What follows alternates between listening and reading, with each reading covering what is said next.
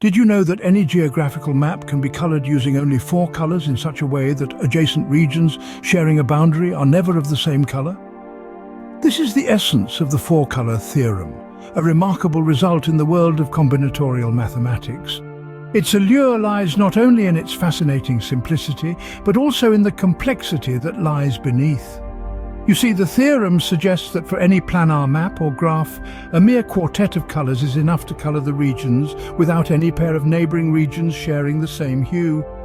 Imagine a world map, a city's metro network, or even a child's coloring book, all brought to life using just 4 colors, with no 2 adjacent areas sharing the same color. This seemingly simple theorem has a history that spans over a century, full of intriguing conjectures and proofs. Our journey begins in the 19th century, with the initial Conjectures by Guthrie in 1852. The four-color theorem, a captivating concept in combinatorial mathematics, owes its birth to this curious gentleman. As a student of mathematics, Guthrie was attempting to color the map of counties in England.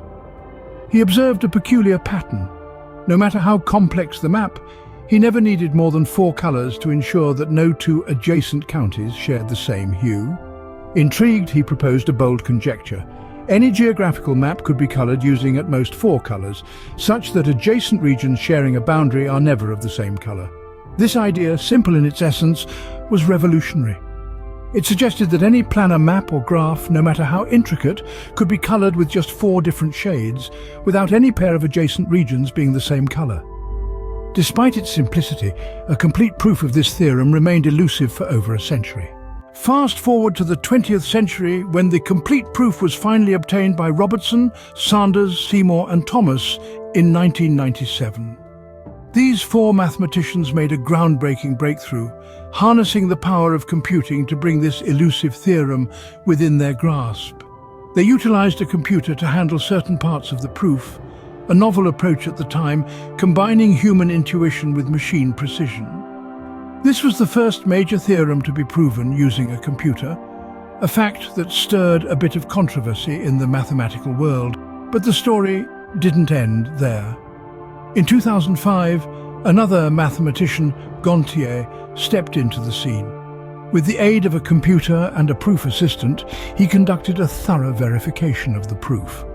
This was a significant milestone, not just for the four-color theorem, but for the entire field of mathematics. Thus, a theorem born out of a simple observation took over a century, numerous mathematicians, and the power of computing to be proven and verified. So, what have we learned about the four-color theorem?